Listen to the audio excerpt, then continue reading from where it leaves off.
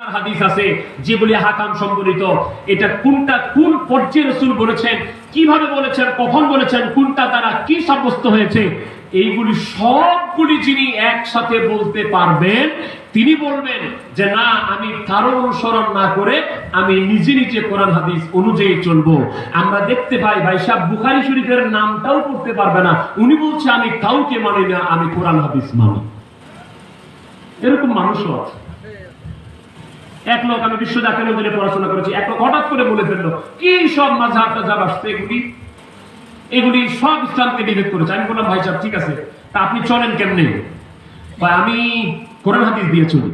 আমি তো ভালো কথা, আচ্ছা আপনি আমাকে বলেন তো ওযুর ফরজ কয়টা? তো উনি থক হয়ে গেছে। যে লোক মনে নাই মুহূর্তে যে ওযুর ফরজ কয়টা, উনি চুপচাপ হা করে তাকায় আছে। আমি বললাম ওযুর ফরজ 4টা। হ্যাঁ ওযুর ফরজ 4টা আছে। আমি বললাম আচ্ছা বলেন তো কোরআন হাদিসের কোন জায়গায় আছে ওযুর ফরজ 4টা? তো উনি বললেন আমি তো আর আলেম না, বলতে পারবো না। আমি বললাম আপনি ওযুর ফরজ 4টা কোন জায়গায় আছে এটাই বলতে পারেন না, আর আপনি বলছেন কোন মাযহাব লাগবে না, কোন ইমাম লাগবে না, আমি কোরআন হাদিস দিয়ে চলবো। বাহ বাহ বাহ। ইমাম আবু হানিফা রাহমাতুল্লাহকে মানবে না, তা আমার ভালো কথা, আপনি মানিয়েন না ভাই, কোন মাযহাবের ইমাম মানিয়েন না, কাউকে মানিয়েন না। আমি আপনাকে বলবো আপনার ঘরে শুধুমাত্র কোরআন শরীফ থাকবে আর হাদিসের মূল কিতাবগুলো থাকবে, কোনো ব্যাখ্যা গ্রন্থ থাকতে পারবে না, কোন বাংলা লেখকের বই থাকতে পারবে না, কোন শাইখের লেখা বই থাকতে পারবে না। আপনার ঘরে আবার অমুক শাইখের লেখা বইও আছে, অমুক শাইখের লেখা বইও আছে, আপনি তার আমি তো ফতোয়াগুলি মানবেন, আমি সবার নাম বলে কাউকে হাইলাইট করতে চাচ্ছি না। আপনি অমুক শাইখের লেখা নামাজ শিক্ষা বই পড়তে পারেন, ওই শাইখ আপনার কাছে ভালো লাগে। আমি কড়া ভাষায় বলি না, অশ্লীল ভাষায় বলি না, শুধু এটুকু বলি এই আপনার এই শাইখকে যদি এক পাল্লায় রাখেন আর ইমামে আজম আবু হানিফা রাহমাতুল্লাহ একটা পশমের ইলমকে যদি এক পাল্লায় রাখেন, আপনার শাইখের 14 গোষ্ঠীর চাইতে ইমাম আবু হানিফার একটা পশমের দাম অনেক বেশি হয়ে যাবে। আমরা ইমাম আবু হানিফাকে মানতে পারবো না, ইমাম আবু হানিফার অনুসরণ করতে পারবো না, আর আপনি বাংলা ছুটি বই দিয়ে লিখছে তাকে অনুসরণ করবেন আর বলবেন আমার জন্য কোরআন হাদিস যথেষ্ট। ফিতনা এই জায়গা থেকে সৃষ্টি হয়, ঝামেলা এই জায়গা থেকে সৃষ্টি হয়। যাক, আমি আর অল্প সময়ের মধ্যে ওলি আল্লাহর দরকার কি, সৎ লোকের দরকার কি, ইমাম হুসাইন আলাইহিস সালামের দরকার কি, এই প্রসঙ্গে আমি অল্প একটু কথা বলে শেষ করে দিচ্ছি ইনশাআল্লাহ। হ্যাঁ বলবো তো, বলবো, আমার মনে আছে, বক্তা মানুষ তো আমার মনে থাকে। হযরত রাসূল করিম সাল্লাল্লাহু আলাইহি ওয়াসাল্লামের কাছে 3টা প্রশ্ন এসেছিল, তার প্রেক্ষাপটে আল্লাহ তাআলা সূরা কাহফ নাযিল করেছেন। একটু মহব্বতে বলেন না সুবহানাল্লাহ। সুবহানাল্লাহ। এটা আমরা শহীদে কারবালা আলোচনা করি না, কারবালা ভিত্তিক আলোচনা করি, মুহররম ভিত্তিক আলোচনা করি। এক ভাই সাহেবদের কিন্তু গায়ে খুব জোরে আগুন জ্বলল, খুব চিন্তা সোহাবে কারবালা নিয়ে আলোচনা হবে কেন, কেন এত কারবালা কারবালা করতে হবে, কেন তো মুহররম আশুরা করতে হবে? আরে ভাই এর যুক্তি খুঁজে পান না? কোরআনুল কারীমে 500 আয়াত আছে মাত্র, নামাজ রোজা হজ যাকাত বিধিবিধান সম্বলিত, কিন্তু কয়েক হাজার আয়াত আছে বিভিন্ন নবী রাসূল এবং ওলি আল্লাহদের জীবনী সংক্রান্ত। হাদিস আছে যেগুলি হাকাম সম্বলিত। এটা কোনটা কোন পর্যায়ে রাসূল বলেছেন, কিভাবে বলেছেন, কখন বলেছেন, কোনটা দ্বারা কি সাব্যস্ত হয়েছে, এইগুলি সবগুলি যিনি একসাথে বলতে পারবেন তিনি বলবেন যে না, আমি কারো অনুসরণ না করে আমি নিজে নিজে কোরআন হাদিস অনুযায়ী চলবো। আমরা দেখতে পাই ভাই সাহেব বুখারী শরীফের নামটাও পড়তে পারবে না, উনি বলছে আমি কাউকে মানি না, আমি কোরআন হাদিস মানি। এরকম মানুষও আছে।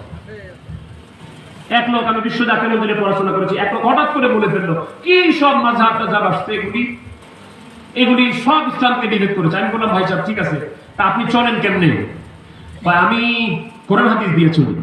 আমি তো ভালো কথা, আচ্ছা আপনি আমাকে বলেন তো ওযুর ফরজ কয়টা? তো উনি থক হয়ে গেছে। যে লোক মনে নাই মুহূর্তে যে ওযুর ফরজ কয়টা, উনি চুপচাপ হা করে তাকায় আছে। আমি বললাম ওযুর ফরজ 4টা। হ্যাঁ ওযুর ফরজ চারটা আছে। আমি বললাম আচ্ছা বলেন তো কোরআন হাদিসের কোন জায়গায় আছে ওযুর ফরজ চারটা? উনি বললেন আমি তো আর আলেম না, বলতে পারবো না। আমি বললাম আপনি ওযুর ফরজ চারটা কোন জায়গায় আছে এটাই বলতে পারেন না, আর আপনি বলছেন কোন মাযহাব লাগবে না, কোন ইমাম লাগবে না, আমি কোন হাদিস দিয়ে চলবো। বাহ বাহ বাহ। ইমাম আবু হানিফা রাহমাতুল্লাহকে মানবে না, তা আমার ভালো কথা, আপনি মানিয়েন না ভাই, কোন মাযহাবের ইমাম মানিয়েন না, কাউকে মানিয়েন না। আমি আপনাকে বলবো আপনার ঘরে শুধুমাত্র কোরআন শরীফ থাকবে আর হাদিসের মূল কিতাবগুলো থাকবে, কোনো ব্যাখ্যা গ্রন্থ থাকতে পারবে না, কোন বাংলা লেখকের বই থাকতে পারবে না, কোন শাইখের লেখা বই থাকতে পারবে না। আপনার ঘরে আবার অমুক শাইখের লেখা বইও আছে, অমুক শাইখের লেখা বইও আছে, আপনি তার আমি তো ফতোয়াগুলি মানবেন, আমি সবার নাম বলে কাউকে হাইলাইট করতে চাচ্ছি না। আপনি অমুক শাইখের লেখা নামাজ শিক্ষা বই পড়তে পারেন, ওই শাইখ আপনার কাছে ভালো লাগে। আমি কড়া ভাষায় বলি না, অশ্লীল ভাষায় বলি না, শুধু এটুকু বলি এই আপনার এই শায়েখকে যদি এক পাল্লায় রাখেন আর ইমামে আজম আবু হানিফা রাহমাতুল্লাহ একটা পশমের এলেমকে যদি এক পাল্লায় রাখেন, আপনার শায়েখের 14 গোষ্ঠীর চাইতে ইমাম আবু হানিফার একটা পশমের দাম অনেক বেশি হয়ে যাবে। আমরা ইমাম আবু হানিফাকে মানতে পারবো না, ইমাম আবু হানিফার অনুসরণ করতে পারবো না, আর আপনি বাংলা ছুটি বই দিয়ে লিখছে তাকে অনুসরণ করবেন আর বলবেন আমার জন্য কোরআন হাদিস যথেষ্ট। ফিতনা এই জায়গা থেকে সৃষ্টি হয়, ঝামেলা জায়গা থেকে সৃষ্টি হয়। যাক, আমি আর অল্প সময়ের মধ্যে ওলি আল্লাহর দরকার কি, সৎ লোকের দরকার কি, ইমাম হুসাইন আলাইহিস সালামের দরকার কি, এই প্রসঙ্গে আমি অল্প একটু কথা বলে শেষ করে দিচ্ছি ইনশাআল্লাহ। হ্যাঁ বলবো তো, বলবো, আমার মনে আছে, বক্তা মানুষ তো আমার মনে থাকে। হযরত রাসূল করিম সাল্লাল্লাহু আলাইহি ওয়াসাল্লামের কাছে 3টা প্রশ্ন এসেছিল, তার প্রেক্ষাপটে আল্লাহ তাআলা সূরা কাহাফ নাযিল করেছেন। একটু মহব্বতে বলেন না সুবহানাল্লাহ। সুবহানাল্লাহ। এটা আমরা শহীদে কারবালা আলোচনা করি না, কারবালা ভিত্তিক আলোচনা করি, মুহররম ভিত্তিক আলোচনা করি। এক ভাই সাহেবদের কিন্তু গায়ে খুব জোরে আগুন জ্বলল, খুব চিন্তা সোহাবে কারবালা নিয়ে আলোচনা হবে কেন, কেন এত কারবালা কারবালা করতে হবে, কেন তো মুহররম আশুরা করতে হবে? আরে ভাই এর যুক্তি খুঁজে পান না? কোরআনুল কারীমে 500 আয়াত আছে মাত্র, নামাজ রোজা হজ যাকাত বিধিবিধান সম্বলিত, কিন্তু কয়েক হাজার আয়াত আছে বিভিন্ন নবী রাসূল এবং ওলি আল্লাহদের জীবনী সংক্রান্ত।